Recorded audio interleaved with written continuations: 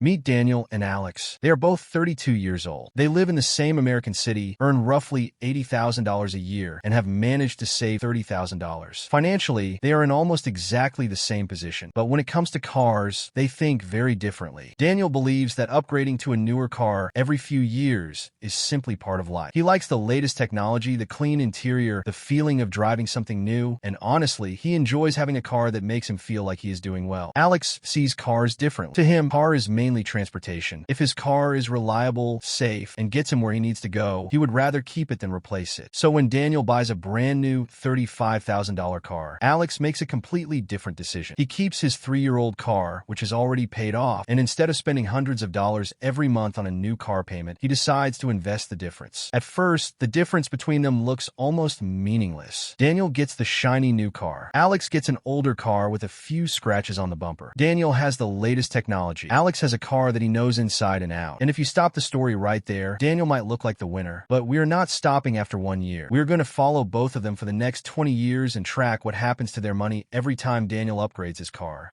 Every time Alex keeps his, every repair, every payment, every investment, every dollar that could have been used somewhere else. Because the interesting question isn't whether a new car feels better today. The interesting question is what that decision becomes after you repeat it for 20 years. Let's start with Daniel. He buys the $35,000 car with $5,000 down, finances the remaining $30,000. Depending on the interest rate and loan term, payment could easily be around $600 a month. But the payment is only the beginning. He also has insurance, registration, maintenance, fuel, and depreciation. And depreciation is the cost most people don't feel leaving their bank account. The moment Daniel drives the new car away from the dealership, begins losing value. After several years, that $35,000 car might be worth significantly less. Meanwhile, Alex has no car payment. His car is already paid off, so his monthly transportation cost is much lower. He still has maintenance and repairs, of course. Tires eventually need replacing. Brakes wear out, oil changes happen, and eventually something expensive will break. But Alex has a plan. Instead of automatically replacing the car when something goes wrong, he compares the repair cost with the cost of buying another vehicle. If spending $1,500 keeps a reliable car on the road, that can look very different from taking on another $600 monthly payment. And Alex does something Daniel doesn't. He invests the money he isn't spending on a new car payment. Let's say Alex can consistently invest $500 a month. First, it doesn't look impressive. After 1 year, that's only $6,000 of contributions, plus whatever investment growth occurs. Daniel, meanwhile, has a brand new car sitting in his driveway. So Alex hasn't obviously won any. In fact, Daniel might look at him and say, "You're really driving that thing for another year?" And Alex probably is. But now we reach year 5. Daniel has made years of car payments, and his once new vehicle is no longer new. The technology that seemed amazing 5 years ago is now ordinary. The car has accumulated miles. Its warranty may have expired. Daniel starts looking at the latest models again. And this is where the cycle begins. Daniel trades in his old car, and the exact numbers will vary,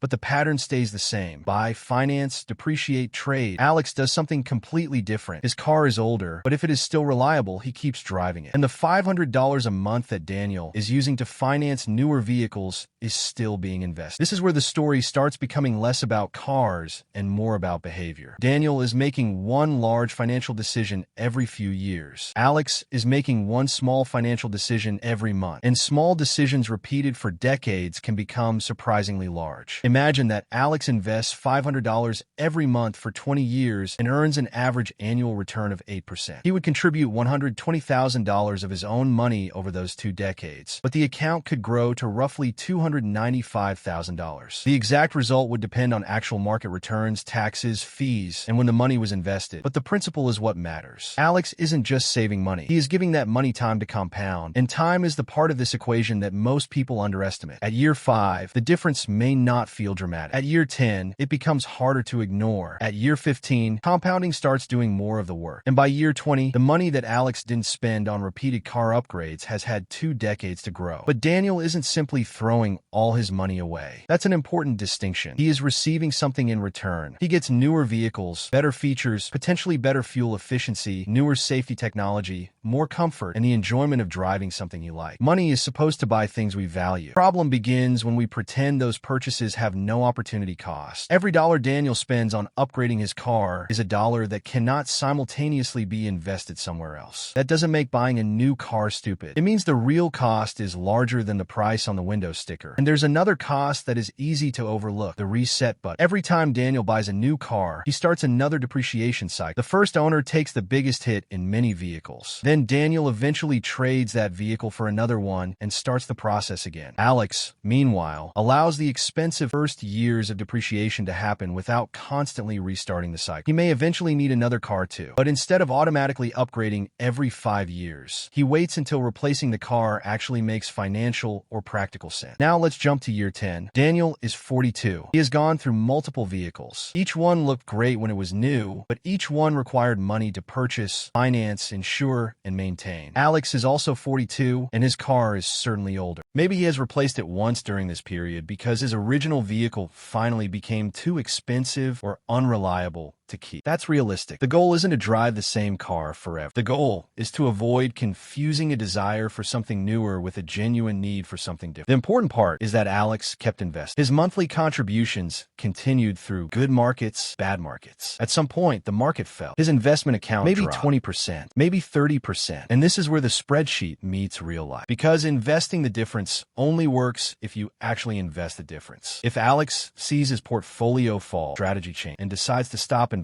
if he takes the money he was supposed to invest and spends on vacations, restaurants, electronics, and lifestyle up, the advantage disappears. This is the biggest weakness of the keep the old car and invest the different strategy. It requires discipline. A car payment creates forced behavior. The bank expects its money every month. Investing requires you to make the decision yourself. Daniel might actually be more financially disciplined in one strange way. His car payment automatically leaves his account. Alex has to actively choose to send his money into investments. And human beings are very good at spending money that doesn't have an immediate purpose. Now jump forward to year 15. Daniel's newest car is probably several years old again, and another upgrade is beginning to look tempting. Alex's investment account, however, has something Daniel doesn't have: compounding momentum. The money Alex invested years ago is now generating returns, and those returns can generate more returns. This is the point where the original monthly difference becomes less important than the growth of everything that came before it. Alex didn't need one spectacular investment. He needed enough time and enough consistency. And now we reach year 20. Daniel and Alex are both 52. They started with similar incomes, similar savings, and similar opportunities. But their repeated decisions produced very different outcomes. Daniel has spent decades cycling through newer cars. He has paid interest on auto loans, absorbed depreciation, paid insurance, maintenance, registration, and repeatedly committed money to vehicles that eventually became older vehicles anyway. Alex has also spent money on transportation. He has repaired cars, replaced tires, paid insurance, and eventually replaced a vehicle when necessary. But whenever he could reasonably avoid another large car payment, he redirected some of that money toward investments. And if he consistently invested around $500 a month for those 20 years at an average 8% annual return, that alone could have grown to roughly $295,000. That's the part that changes the way you look at the decision. Alex didn't become wealthy because he found a magical investment. He simply stopped interrupting the compounding process every few years to buy something newer. But there's an even bigger lesson here. The real enemy isn't a new car. The real enemy is lifestyle inflation that becomes automatic. You get a raise, so you buy a better car. Then your income rises again, so you buy an even better car. Eventually, the thing that once felt luxurious becomes normal, and you need another upgrade just to feel like you're moving forward. Your income increases, but your lifestyle quietly increases with it. And suddenly you are earning more money without actually becoming richer. Now imagine the opposite. Your income rises, but instead of automatically upgrading everything, you keep some of your old habits. Maybe you keep the same car for another 3 years. Maybe you keep your existing phone for another year. Maybe you invest part of every raise before you have a chance to spend it. None of those decisions feels life-changing. That's exactly why they are so powerful. Wealth is often built through boring decisions that are repeated for a very long time. Of course, there are situations where buying a newer car makes perfect sense. If your current vehicle is unsafe, constantly breaking down, too small for your family, or becoming so expensive to maintain that repairs no longer make economic sense, replacing it can be the right decision. There's also nothing nothing wrong with spending money on something you genuinely value. If driving a newer car brings you enough enjoyment to justify the cost, that's your decision. Personal finance isn't about maximizing your bank account while refusing to enjoy your life. It's about understanding the trade-off before you spend the money. So before you buy your next car, ask yourself 5 questions. Do I actually need a different vehicle, or do I simply want a newer one? How much will the car really cost me after interest, insurance, maintenance, and depreciation? How long do I realistically plan to keep it? What could this monthly payment become if I invested it instead? And finally, what am I choosing between a better car today or potentially greater financial freedom later? Because the most important thing about Daniel and Alex isn't which car they drove. It's what happened to the money they repeatedly chose to spend. A new car feels expensive because you can see the price. The investment you didn't make is invisible. You don't see the future account balance sitting in the driveway. You don't see the compound growth that never happened. And that's what makes opportunity cost so powerful. 20 years from now, you won't remember every car payment you made, but you may notice the wealth you built, the wealth you never gave yourself a chance. The goal isn't to never buy a new car. The goal is to stop making financial decisions automatic. If a new car genuinely improves your life enough to justify what it costs, buy it. But understand what you are giving up in exchange. Because sometimes the most expensive part of a purchase isn't the money leaving your account today. It's what that money could have become if you had simply left it alone and let time do the work.